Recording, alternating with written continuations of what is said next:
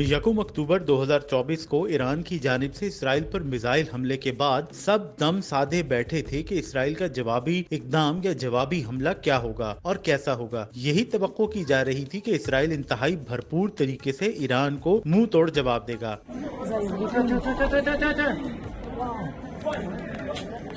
तमाम तर सूरत हाल में सबसे खतरनाक बात यही थी कि इसराइल की जानिब से इस बात का भी इम्कान था कि वो अमेरिकन दबाव और मशवरों को नजरअंदाज करते हुए ईरान की एटमी तंसीबात या ऑयल रिफाइनरीज को भी निशाना बना सकता है। लेकिन कई रोज गुजरने के बाद ईरान पर इसराइल का जवाबी हमला अब तक तो नहीं हुआ, लेकिन इसराइली हमले के हवाले से इंतहाई अहम इंटेलिजेंस दस्तावेजात इंटरनेट पर लीक होकर वायरल भी हो गयी। ये दस्तावेजात दर हकीकत अमेरिकन इंटेलिजेंस की वो मालूमात हैं जो अमेरिकन हुकूमत या व्हाइट हाउस को फराहम की गई थी। अब इस तमाम तर सूरत हाल में अमेरिका में तफ्तीशकार सर जोड़े बैठे हैं कि इंतहाई क्लासिफाइड इंटेलिजेंस दस्तावेजात इंटरनेट पर लीक हुई या हैक, अगर लीक की गई तो किसने और किन मकासद के तहत लीक की। ताहम ये बात वाज़ेह हो चुकी है कि जिस किसी ने भी ये दस्तावेजात लीक की या मामला हैकिंग का शिकार हुआ, इसका असल मकसद इसराइली मंसूबे को बेनकाब करना था और वो इसमें कामयाब भी रहा। ये दस्तावेजात सबसे पहले मैसेजिंग ऐप टेलीग्राम पर दिखाई दी और इसमें अमेरिकन इंटेलिजेंस के वो अंदाजे डिस्कस किए गए हैं जो उसने ईरान पर मुमकिना इसराइली जवाबी कार्रवाई के हवाले से तैयार किए हैं। अमेरिकन इंटेलिजेंस की ये असेसमेंट दस्तावेजात बुनियादी तौर पर सैटेलाइट इमेजरी और दीगर इंटेलिजेंस सोर्सेज से हासिल होने वाली वो मालूमात हैं जिनकी रोशनी में एक राय कायम की गई है।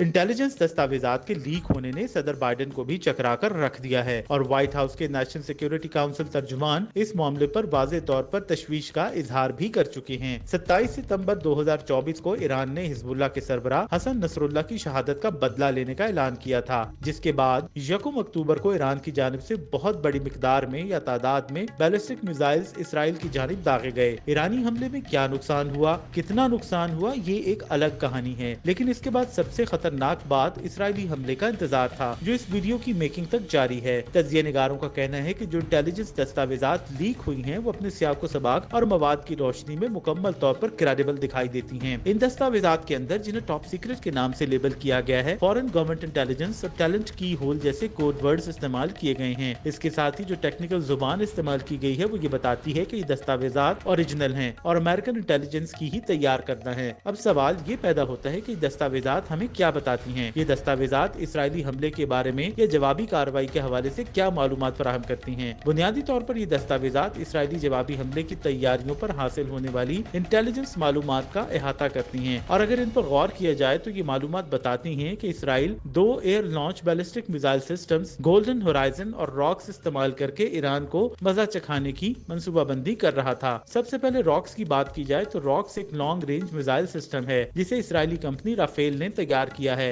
रॉक्स मिसाइल सिस्टम जमीन के ऊपर और नीचे दोनों तरह के अहदाफ को निशाना बनाने की सलाहियत रखता है। इसी तरह गोल्डन होराइजन गालिबन पैरो मिसाइल सिस्टम के लिए इस्तेमाल किया जाने वाला नाम है जिसकी रेंज 2000 किलोमीटर तक है। इस इंटेलिजेंस से जाहिर होता है कि इसराइली एयरफोर्स इस्फहान में अप्रैल में किए जाने वाले हमले की तरह की ही मंसूबाबंदी कर रही थी, लेकिन इस बार वो बहुत बड़े पैमाने पर एयर लॉन्च बैलिस्टिक मिसाइल्स को इस्तेमाल करना चाह रही थी। Long range air ballistic missiles को ईरान की सरहदों से दूर रहकर फायर किए जाने का सबसे बड़ा फायदा ये होना था कि इसराइली फिजाइया को फिर अपनी कार्रवाई के लिए उर्दन जैसे ममालिक से गुजरना नहीं पड़ता। ये दस्तावेजात ये भी बताती हैं कि फिलहाल इसराइल ने अपने एटमी असलहे को किसी भी लेवल पर अलर्ट नहीं किया। करीब तरीन इत्तेहादी होने की हैसियत से इसराइल की दरखास्त पर अमेरिकन हुकूमत ने कभी सरकारी तौर पर इस बात का इतराफ नहीं किया कि इसराइल के पास किसी किस्म के एटमी हथियार मौजूद हैं और इंटेलिजेंस रिपोर्ट में एटमी हथियारों की मौजूदगी या उन्हें अलर्ट किए जाने का जिक्र अमेरिकन हुकूमत के लिए अब बाइस शर्मिंदगी है, क्योंकि व्हाइट हाउस या अमेरिकन हुकूमत ने कभी इन हथियारों की मौजूदगी का एतराफ ही नहीं किया। अब अगर इसराइल ईरान की एटमी तंसीबात को निशाना नहीं बना रहा या तेल की तंसीबात भी उसके निशाने पर नहीं, तो फिर उसका निशाना क्या होगा। इस हवाले से माहिरीन का कहना है कि अमेरिकन दबाव की सूरत में इसराइल ईरान के पास दारान इनकलाब और उससे वाबस्ता बासीज मलेशिया के अड्डों और तंसीबात को निशाना बना सकता है।